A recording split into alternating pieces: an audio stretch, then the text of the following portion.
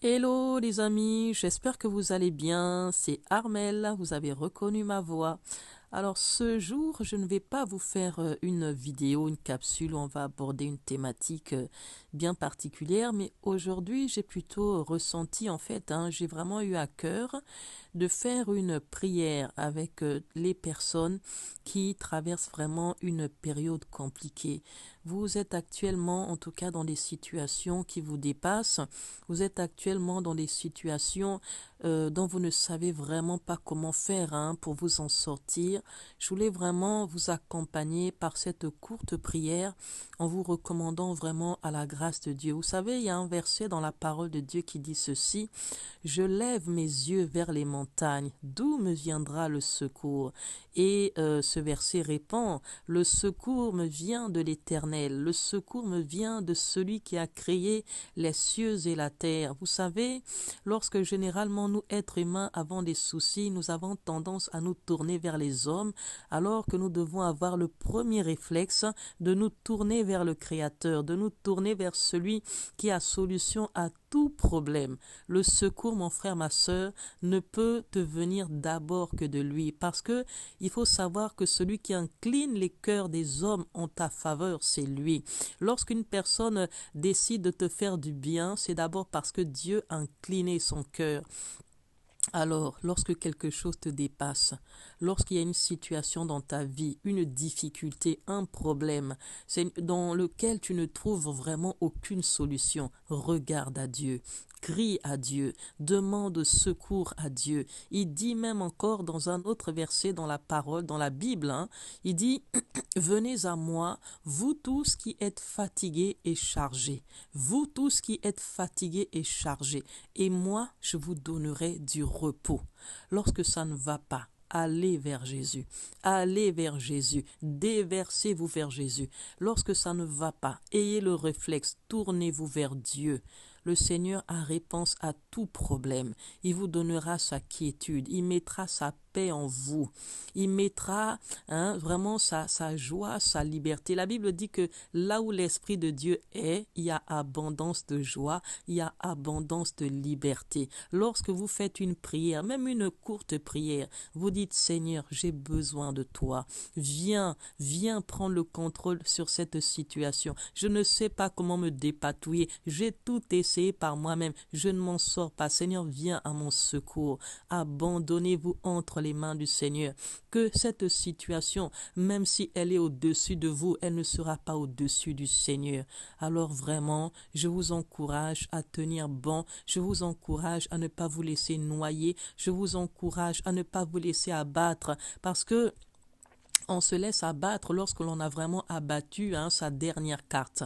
Pour vous, votre dernière carte ce matin s'appelle Jésus-Christ. Jésus-Christ, il veut vous aider. Jésus-Christ vous tend la main. Il veut vous aider dans la situation par laquelle vous êtes en train de passer. Que cette situation concerne votre santé. Que cette situation concerne votre vie au travail. Que cette situation concerne vos relations avec vos proches, avec vos enfants. Peu importe la difficulté à laquelle vous êtes confrontés, le Seigneur veut vous tendre la main. Le Seigneur veut entrer dans vos batailles. Le Seigneur veut vous apporter des réponses, mais il ne pourra rien faire tant que vous ne l'aurez pas invité à faire quelque chose. Vous savez, il y a beaucoup de gens souvent qui se plaignent, qui disent: mais pourquoi, si Dieu existe, il y a tellement de malheur? Mais pourquoi, si Dieu existe, il y a tellement de souffrance? Il y a un verset dans la parole, dans le livre des psaumes 115, je crois, qui dit que la terre a été donnée en gestion aux hommes, mais les cieux sont à l'Éternel. Cela veut dire en fait que Dieu, pour qu'il intervienne dans nos situations, il faut que nous l'invitions, pardon. Il ne peut pas intervenir, il ne peut pas s'imposer à nous. Pourquoi? Parce qu'il a donné à l'homme ce qu'on appelle le pouvoir de décision, ou encore le libre arbitre. Pour que Dieu intervienne dans vos situations, il faut l'inviter à le faire. Il faut lui dire: Seigneur, j'ai besoin de toi. Il ne s'impose pas. Et j'aime bien cette expression que mon pasteur utilise souvent. Il dit: Dieu est un gentleman. Si vous ne l'invitez pas à venir intervenir, il ne fera rien. Mais pourquoi aussi il le fait? Parce que lorsque vous lui demandez d'intervenir et qu'il intervient, alors c'est à lui que vous rendez toute la gloire. Mais si vous ne l'invitez pas et que vous avez des semblants de solutions, vous aurez tendance à dire « Ah, c'est par mes propres forces. » Dieu veut que toute la gloire lui revienne. Alors mes chers amis, ne continuez pas à vous débattre, ne continuez pas à essayer de trouver des solutions par vous-même. Recommandez-vous entre les mains du Seigneur. Je ressens vraiment qu'il y a des personnes qui n'en peuvent plus. Je ressens vraiment qu'il y a des personnes qui sont dépassées. Il y a des personnes qui ne vont vraiment pas bien parce qu'elles se disent « Mais pourquoi toutes ces choses m'arrivent ?» Sachez aujourd'hui qu'il y en a un qui vous tend la main. Décidez d'abattre votre dernière carte. Allez dans sa présence et demandez-lui de venir à votre secours. Invitez-le vraiment par une courte prière. Je prie vraiment que le Seigneur vous touche là où vous êtes. Je prie vraiment que le Seigneur vous visite là où vous êtes. Je prie vraiment que le Seigneur illumine les yeux de vos cœurs pour vous accorder vraiment la solution pour qu'il vous parle, pour qu'il vous donne une parole qui va vous aider à sortir de la situation dans laquelle vous vous trouvez. Père, je voudrais ce matin te dire merci. Merci de me donner l'occasion de prier pour une personne ce matin, pour un homme, pour une femme, pour un enfant qui ne va pas bien.